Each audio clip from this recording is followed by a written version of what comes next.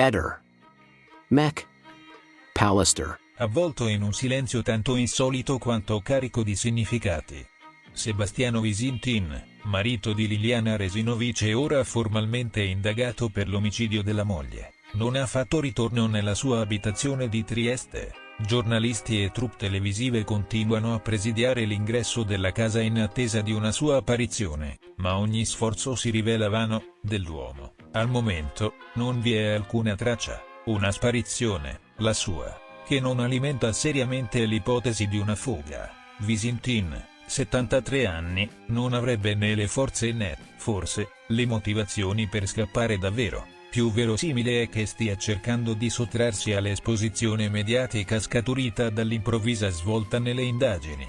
E in particolare dalla notizia, che ha destato scalpore e rinnovato interesse nell'opinione pubblica, della sua iscrizione nel registro degli indagati. Una notizia che ha riacceso con forza l'attenzione su un caso che, a dispetto della sua apparente semplicità, resta avvolto da un halo di mistero. Il nome di Visintin è stato aggiunto agli atti solo nei giorni scorsi, dopo che il giudice per le indagini preliminari Luigi Dainotti ha rigettato la richiesta di archiviazione avanzata dalla procura e dalla PM titolare del fascicolo, Maddalena Kergia, una decisione che ha segnato un punto di rottura nell'inchiesta, aprendo la strada a nuovi accertamenti.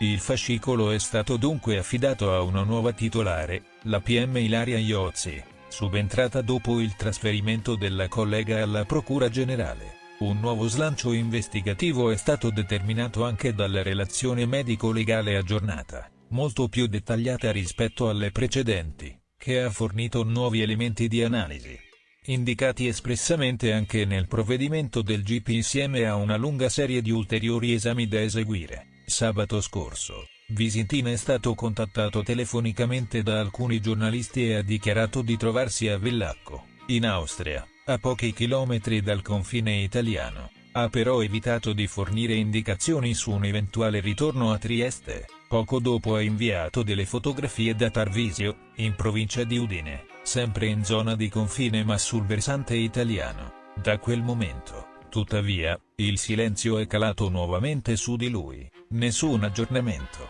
nessuna apparizione pubblica, nessuna comunicazione diretta, solo l'eco del clamore mediatico, una scelta, quella del silenzio e dell'allontanamento, che potrebbe essere stata suggerita dai suoi legali, i quali da tempo gli raccomandano di ridurre al minimo la sua esposizione sui media. Una strategia difensiva prudente, adottata anche alla luce della pressione crescente intorno alla sua figura. Secondo quanto trapela dal suo entourage legale, al momento non sarebbe stato emesso alcun provvedimento formale nei suoi confronti, oltre all'iscrizione nel registro degli indagati. In base alla prassi, a questo passaggio dovrebbe seguire un interrogatorio in presenza del suo avvocato di fiducia, anche se non è chiaro quando e se questo avverrà. È plausibile che si attenda prima l'esito degli accertamenti in corso, in particolare quelli relativi agli oggetti sequestrati martedì notte durante una lunga perquisizione nella sua abitazione.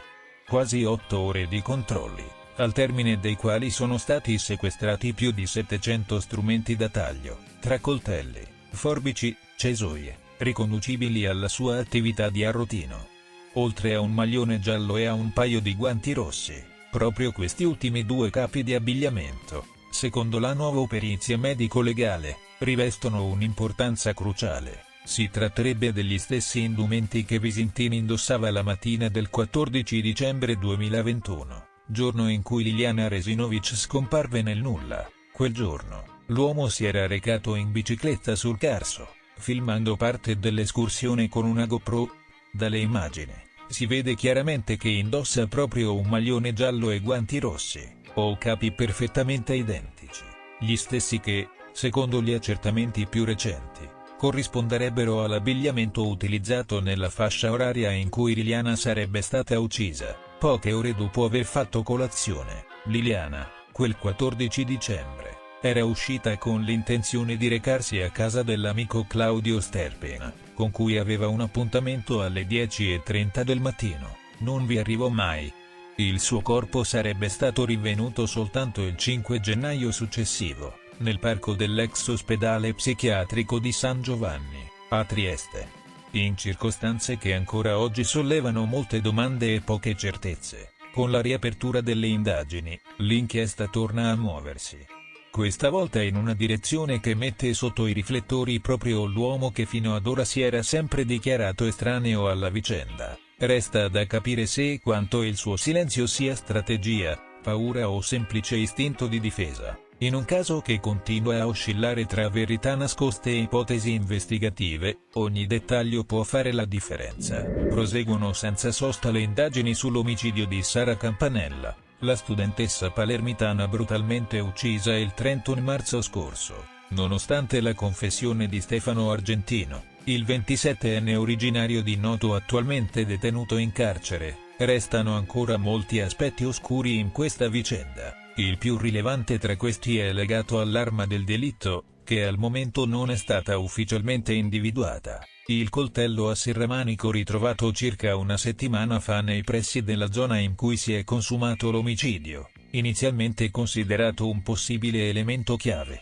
non avrebbe in realtà alcun legame diretto con il crimine. Secondo quanto trapelato nelle scorse ore, infatti, le analisi condotte dai carabinieri del reparto investigazioni scientifiche di Messina avrebbero escluso la presenza di tracce di sangue sulla lama, una circostanza che rende improbabile, se non del tutto da escludere, che quel coltellino sia stato l'oggetto utilizzato da Argentino per infliggere i colpi mortali a Sara. L'arma effettivamente impiegata potrebbe essere di dimensioni maggiori, almeno a giudicare dalla gravità e dalla profondità delle lesioni riscontrate sul corpo della ragazza durante l'esame autoptico. A complicare ulteriormente il quadro è l'atteggiamento di Stefano Argentino, che pur avendo ammesso le proprie responsabilità durante l'interrogatorio di garanzia, ha scelto di non fornire alcun dettaglio sulle modalità con cui ha commesso il delitto. Nessuna spiegazione su cosa tenesse in mano quel pomeriggio, né sul perché abbia deciso di togliere la vita a Sara. Un silenzio che lascia spazio a molteplici interrogativi, aggravato dalla sofferenza dei familiari della vittima che attendono risposte chiare. L'autopsia, effettuata lo scorso 4 aprile dalla dottoressa Elvira Ventura Spagnolo, ha confermato la presenza di almeno 5 ferite da taglio concentrate tra la parte posteriore del collo e la schiena. Una delle coltellate, quella che ha reciso i principali vasi sanguigni del collo, è risultata essere fatale. È stata questa lesione a provocare l'emorragia massiva che in pochi minuti ha condotto Sara alla morte, senza lasciarle alcuna possibilità di difesa. Nel frattempo, sempre nella giornata odierna, sono proseguiti gli accertamenti tecnici anche su alcuni capi di abbigliamento sequestrati nell'abitazione di Argentino. Su diversi indumenti sarebbero state individuate tracce ematiche, sia da contatto diretto che da schizzi. Resta ora da chiarire se il sangue rinvenuto appartenga effettivamente a Sara Campanella, un dettaglio che potrebbe risultare determinante per rafforzare ulteriormente il quadro accusatorio e collocare in maniera precisa Argentino sulla scena del crimine nel momento dell'aggressione. A tal proposito, gli avvocati della famiglia Campanella, Cettina Latorre e Salvatore Marino, hanno annunciato l'intenzione di richiedere una comparazione tra i capi d'abbigliamento insanguinati e le immagini, catturate dalle telecamere di videosorveglianza, al fine di verificare se quei vestiti siano effettivamente gli stessi che Argentino indossava nel tragico pomeriggio del 31 marzo. Anche Giuseppe Cultrera, il nuovo legale difensore dell'indagato, era presente alle operazioni per la verifica dei materiali sequestrati. Nel frattempo, le condizioni psicologiche di Stefano Argentino preoccupano il personale del carcere in cui è detenuto. Secondo quanto riferito da fonti interne, il giovane si troverebbe in isolamento e avrebbe smesso di mangiare da diversi giorni. In più occasioni avrebbe espresso il desiderio di morire, mostrando evidenti segnali di malessere e disperazione. Sul fronte investigativo, lo scorso 12 aprile sono stati nominati i consulenti di parte e conferito ufficialmente l'incarico per l'analisi dei dispositivi digitali sequestrati. Si tratta del computer e dello smartphone di Argentino, del cellulare della madre, e del telefono utilizzato da Sara, un passaggio cruciale per ricostruire con precisione gli ultimi contatti tra la vittima e il suo assassino, i movimenti, i messaggi e le eventuali motivazioni dietro un gesto tanto efferato. La famiglia Campanella ha nominato come proprio consulente il dottor Marcello Curreri, esperto in analisi forense di dispositivi elettronici. Le indagini, coordinate dalla PM Alice Parialò, titolare del fascicolo aperto presso la procura, proseguono con l'obiettivo di sciogliere tutti i nodi ancora irrisolti in un caso che ha profondamente scosso l'opinione pubblica, non solo per la giovane età della vittima, ma per la brutalità con cui è stata uccisa. Il tempo delle risposte, per i genitori di Sara, non può più tardare. L'orrore si fa più profondo nel caso del brutale assassinio di Alessandro Coatti, il biologo 38enne originario di Longastrino, nel Ferrarese, ucciso e smembrato a Santa Marta, in Colombia. Le autorità locali, impegnate da giorni in una complessa operazione di recupero e identificazione dei resti, hanno recentemente confermato il ritrovamento di un quarto sacco contenente una gamba appartenente alla vittima. Il macabro rinvenimento è avvenuto lungo le sponde del fiume Manzanares, nei pressi del Ponte El Mayor, in un'area residenziale chiamata Villa Alejandria. Grazie all'intervento del Cuerpo Tecnico de Investigation, ovvero il corpo investigativo tecnico della Procura federale, con il supporto di unità cinofile specializzate, la scoperta si aggiunge a quelle già effettuate nei giorni precedenti, quando erano stati trovati altri sacchi contenenti resti umani. Un puzzle agghiacciante che, pezzo dopo pezzo, compone il quadro di un omicidio tanto efferato quanto ancora avvolto nel mistero. La ferocia con cui il corpo è stato mutilato lascia intendere una volontà precisa di occultare le prove e ostacolare l'identificazione del cadavere. Come confermato anche dall'ambasciatore italiano a Bogotà, Giancarlo Maria Curcio, secondo il diplomatico, questo modus operandi non è inusuale in contesti criminali dove la vittima è un turista. Un corpo smembrato è più difficile da rintracciare, e l'omicidio di un cittadino straniero fa scattare una catena di pressioni e indagini che le bande locali preferirebbero evitare. Nel frattempo, le indagini proseguono su più fronti, e tra le novità più rilevanti vi è l'audizione di un testimone chiave. Un uomo, descritto come amico di Alessandro Coatti, è stato ascoltato dalle autorità colombiane. Secondo quanto riportato dal quotidiano Noticias Caracol, questo testimone avrebbe ricostruito con una certa precisione il percorso seguito dal biologo italiano dal suo arrivo in Sud America. Prima della Colombia, Coatti avrebbe visitato l'Ecuador e la Bolivia, per poi raggiungere alcune delle principali città colombiane, Bogotà, Medellín e infine Santa Marta, dove il suo viaggio si è tragicamente concluso. I due sarebbero rimasti in contatto fino a pochi giorni prima della scomparsa. L'ultima sera in cui Alessandro è stato visto in vita risale al 5 aprile, come ha riferito l'ambasciatore Curcio in un'intervista al Corriere della Sera. Quella sera il 38enne avrebbe lasciato il suo hotel per recarsi in una discoteca. Ora, gli investigatori, tra cui i carabinieri del ROS, in collaborazione con la polizia colombiana, stanno analizzando i filmati delle telecamere di sorveglianza presenti nella zona per capire se Coatti abbia incontrato qualcuno, con chi si sia accompagnato e dove sia andato dopo aver lasciato il locale. Nonostante gli sforzi investigativi, il movente del delitto resta ancora oscuro. Le ipotesi emerse finora spaziano su più scenari. In un primo momento si era parlato di un possibile coinvolgimento in dinamiche legate alla criminalità organizzata della zona. Ma questa pista è stata smentita dalla stessa Autodefensas Conquistadoras della Sierra Nevada, gruppo nato dalla dissoluzione delle milizie paramilitari locali.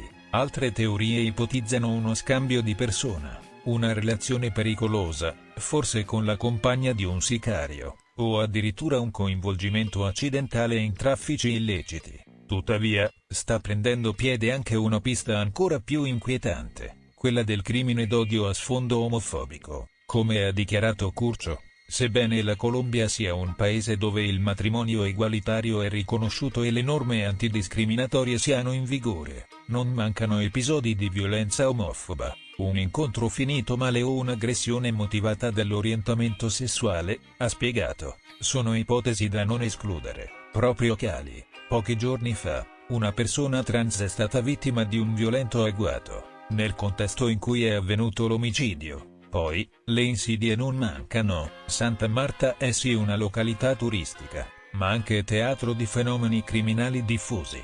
Traffico di droga, prostituzione, maschile e femminile, e utilizzo della scopolamina, una sostanza psicoattiva ricavata da una pianta tropicale, capace di azzerare la volontà della persona colpita. Molti turisti, italiani inclusi, sono finiti vittime di bande che, dopo aver versato questa sostanza nei loro drink, li conducono al bancomato, li costringono a svuotare i propri conti online, dopodiché, li abbandonano in stato confusionale, spesso in luoghi remoti. In alcuni casi, li abbiamo recuperati anche dopo 48 ore, ha raccontato ancora Curcio, per far luce sul delitto e raccogliere eventuali segnalazioni da parte della cittadinanza. Le autorità colombiane hanno annunciato una ricompensa di 50 milioni di pesos, circa 10.000 euro, a che fornirà informazioni determinanti per l'individuazione dei responsabili. Al momento, tuttavia, non sembrerebbe esserci una pista più solida delle altre. Il caso rimane un intricato rompicapo, che solo una ricostruzione puntuale degli spostamenti di Alessandro, degli ultimi incontri e dell'ambiente frequentato potrà forse chiarire. La famiglia di Alessandro, intanto, è in attesa di ricevere risposte. In Italia come in Colombia, la richiesta è una sola: verità e giustizia per un uomo che, partito per un viaggio alla scoperta del mondo, ha trovato una fine tragica e crudele. Mentre molti casi di omicidio ancora irrisolti rimangono avvolti nel mistero, basti pensare a quelli di Liliana Resinovic e Pierina Paganelli. Un nuovo fenomeno si è fatto strada con prepotenza nei palinsesti televisivi italiani, quello della spettacolarizzazione del dolore. Nella cosiddetta TV del crimine, i riflettori si spostano progressivamente dalle vittime agli indagati, dai fatti accertati alle ipotesi più fantasiose, fino a trasformare i protagonisti delle indagini in veri e propri personaggi da serie televisiva. La narrazione mediatica, così, si piega all'intrattenimento, e le tragedie familiari diventano palcoscenici per teatrini dell'assurdo. Liliana Resinovic, Pierina Paganelli, Chiara Poggi. 3 nomi simbolo di altrettanti casi di cronaca nera che, anziché trovare spazio in un racconto sobrio e rispettoso, vengono costantemente manipolati per soddisfare la sete di dramma e suspense del pubblico. Ogni dettaglio delle loro vite private viene scandagliato, sviscerato, messo a nudo davanti alle telecamere. Ma a dominare la scena non sono più loro, bensì i sospettati, i parenti, gli amici, i consulenti, i vicini di casa. Tutto ciò che dovrebbe rimanere confidenziale o protetto, viene riversato davanti a milioni di telespettatori. L'intimità del lutto è sostituita dall'ostentazione. Il dolore si trasforma in share. La giustizia, spesso, si perde dietro i riflettori accesi dei talk show. Emblematico è il caso di Sebastiano Visintin, vedovo di Liliana Resinovic. Per mesi onnipresente nelle trasmissioni televisive, dai programmi del pomeriggio a quelli in prima serata, Visintin è passato da figura dolente a protagonista discutibile. Il suo stile pacato, le giacche eleganti, il tono distaccato con cui ha affrontato anche i momenti più delicati, hanno alimentato sospetti, illazioni e ipotesi. Adesso che è indagato formalmente per l'omicidio della moglie, anche il suo avvocato lo bacchetta. Dovrebbe smetterla di parlare in TV, ha dichiarato pubblicamente, sottolineando come la pressione mediatica abbia ormai trasformato la Vox Populi in condanna preventiva. Non molto diverso lo scenario del caso Paganelli. Qui il vero epicentro mediatico non è la vittima, ma è il condominio in cui viveva. Via del Ciclamino a Rimini si è trasformata in un set degno di Melrose Place, con relazioni extraconiugali, accuse incrociate, incontri clandestini, consulenti in cerca di visibilità e risse in diretta televisiva.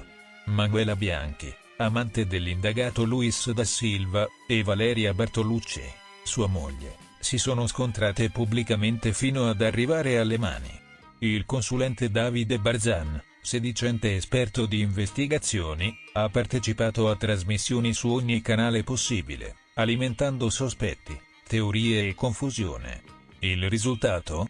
Di Pierina Paganelli, della sua morte violenta nel garage del condominio, si sa ancora troppo poco.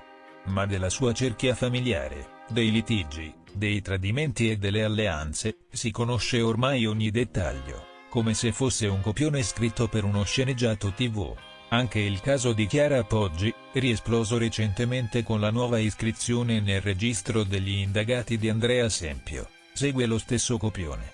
Alberto Stasi, ex fidanzato della vittima, condannato in via definitiva, è tornato a parlare in TV dichiarando: "Mi auguro che si arrivi alla verità". Lo stesso Sempio, già archiviato una prima volta, ha trovato spazio nei salotti televisivi per professare la propria innocenza. Supportato da avvocati che sembrano più agenti di pubbliche relazioni che difensori legali. Uno di loro, Angela Toccia, è amica sia della famiglia Poggi che di Sempio. Il risultato è un conflitto di interessi in piena regola, ma ben poco importa quando la priorità è partecipare al prossimo talk. Quella che un tempo era la cronaca nera, oggi è diventata un reality criminale. I conduttori televisivi assumono il ruolo di investigatori dilettanti, alla ricerca del colpo di scena perfetto per mantenere l'audience. Gli opinionisti si sfidano in diretta tra ricostruzioni improbabili, accuse velate e sarcasmo fuori luogo. Gli spettatori, da casa, si trasformano in giudici, commentano, decretano innocenti o colpevoli, creano schieramenti sui social. Il tutto senza alcuna base giuridica, ma con la convinzione di sapere la verità meglio degli inquirenti. Il voyeurismo collettivo si nutre di questi meccanismi, e il circo mediatico non sembra intenzionato a smontare il tendone, perché l'omicidio, nella sua crudezza, genera attenzione. E l'attenzione, oggi più che mai, si misura in ascolti, click, share. In questa narrazione distorta, a perdere davvero sono le vittime. Uccise una prima volta dai loro carnefici, vengono uccise di nuovo ogni volta che la loro memoria viene usata per fare spettacolo. I casi irrisolti diventano puntate seriali, le sofferenze familiari contenuti da monetizzare. La giustizia si confonde con l'audience, e la verità rischia di essere sepolta sotto cumuli di dichiarazioni contraddittorie, scoop costruiti ad arte e comparsate in TV. La televisione del dolore, nata negli anni '80 con il caso Alfredino, oggi non si limita più a raccontare, dirige, costruisce personaggi, imposta trame, seleziona buoni e cattivi. E chi avrebbe dovuto proteggere le vittime, familiari, amici, avvocati, spesso finisce col diventare attore di una rappresentazione grottesca che, forse, dimentica che dietro ogni riflettore acceso c'è una vita spezzata. E che la verità, quella vera, non si trova in uno studio televisivo. Cari ascoltatori, benvenuti nel meraviglioso mondo della cronaca nera italiana, dove un delitto non è solo un dramma, ma un biglietto dorato per il palcoscenico della notorietà. Dimenticate Sanremo, dimenticate il Grande Fratello. Oggi, per diventare famosi, basta un parente sfortunato, una telecamera e una buona dose di faccia tosta. Preparatevi a ridere, e forse a rabbrividire, con la nostra carrellata di celebrità nate all'ombra di tragedie, che hanno trasformato il lutto in un'occasione per brillare sotto i riflettori. Partiamo da Trieste, dove Sebastiano Visintin, un uomo qualunque con una vita qualunque, si è trovato al centro del caso Liliana Resinovic. La moglie scompare, poi viene ritrovata morta, e Sebastiano, invece di ritirarsi nel silenzio, diventa una star. Eccolo lì, ospite fisso nei salotti TV, con quel look da zio che racconta barzellette al pranzo di Natale. Tra un'intervista a Pomeriggio 5 e un'apparizione a Chi l'ha visto? Sebastiano dispensa perle di saggezza, sospiri drammatici e qualche lacrima ben dosata. Non so cosa sia successo a Liliana, dice, mentre la regia zooma sul suo sguardo enigmatico, e il pubblico? Impazzisce. C'è chi lo difende, chi lo accusa. Ma una cosa è certa, Sebastiano è passato dal gestire il telecomando di casa a gestire i cuori degli italiani, altro che influencer. Questo è un griffluencer. Spostiamoci a Rimini, dove il caso di Pierina Paganelli ha trasformato un anonimo palazzo di via del Ciclamino nel set di un reality show non dichiarato. Pierina, 78 anni, viene trovata senza vita nel garage, e improvvisamente i suoi vicini diventano più famosi di un cast di Uomini e Donne. Prendetevi una sedia, perché qui c'è da ridere. Manuela Bianchi, la nuora da Oscar. Manuela, nuora di Pierina, non si limita a piangere la suocera. No, lei prende la tragedia e la trasforma in un one-woman show. Tra interrogatori, fiume e apparizioni alla vita in diretta, Manuela racconta la sua storia d'amore clandestina con Luis da Silva. L'ho amato più di tutti, confessa, mentre il pubblico si divide tra chi le lancia popcorn e chi le dedica fanpage su Facebook, e quel sussurro in questura: l'ho trovata io, un colpo di scena degno di Beautiful. Brava Manuela, hai conquistato il prime time. Loris Bianchi, il fratello filosofo. Loris, fratello di Manuela, è il tipo che entra in questura come testimone ed esce come poeta della cronaca nera, convocato per parlare dell'incidente del cognato Giuliano. Loris non si limita ai fatti. Ho sensazioni, ma sono mie, dice, misterioso come un oracolo, e quando Valeria Bartolucci lo chiama psicopatico, lui risponde con un'alzata di spalle e un'apparizione a Storie Italiane. Loris non cerca la fama, ma la fama cerca lui, e noi lo adoriamo per questo. Valeria Bartolucci, la regina del dramma. Valeria, moglie di Luis da Silva, è la diva che non sapevamo di volere. Dopo aver denunciato il consulente Davide Barzan per esercizio abusivo di qualcosa, Valeria si lancia in monologhi epici contro Manuela. La scioglierò nell'acido. Minaccia in un'intervista, e il pubblico applaude, finalmente una cattiva come si deve. Tra risse condominiali e accuse di voodoo, Valeria è la prova che la cronaca nera può essere più avvincente di una telenovela. Dimenticate Malefica, ecco Valeria la Magnifica. Davide Barzan, il consulente da copertina, e poi c'è Davide Barzan, il criminalista che sembra uscito da un film di Tarantino. Non è un avvocato, ma gioca a fare l'avvocato, e lo fa così bene che le Iene gli dedicano un servizio intitolato Chi è Davide Barzan? Risposta: è l'uomo che trasforma ogni interrogatorio in un'occasione per un selfie mediatico. Difende Manuela, Loris, e per un attimo pure Luis e Valeria, prima che questi ultimi lo mollino. Non mi sono mai presentato come avvocato, giura, mentre prenota il prossimo volo per uno studio TV. Davide, sei il nostro eroe, continua a confondere tutti, ci fai morire dal ridere. Cosa accomuna queste star improvvisate? Semplice, un omicidio, un microfono e un pizzico di caos. A Rimini, il caso Pierina ha generato più colpi di scena di una soap opera. Tradimenti, riti voodoo, sì, Luis avrebbe chiesto un rituale contro gli inquirenti, e persino scritte minatorie sui muri del condominio. La suocera ti guarda, recita una frase, e noi guardiamo loro, ipnotizzati, mentre si accusano a vicenda su Rai 1 e Mediaset. Sebastiano, invece, ci insegna che la chiave è la discrezione. O almeno, una versione molto personale di discrezione. Non serve urlare, basta un'intervista ben piazzata, un'espressione sofferente, e voilà, sei il re del telecomando. In Italia, la cronaca nera non è solo un'indagine, è uno spettacolo. Sebastiano Visintin, Manuela, Loris, Valeria e Davide Barzan ci dimostrano che non c'è bisogno di talento per diventare famosi, basta una tragedia e un buon agente, o un consulente come Barzan. Quindi, cari lettori, la prossima volta che litigate con un parente, ricordate, una telecamera potrebbe trasformarvi in star, ma, per favore, lasciate il coltello in cucina.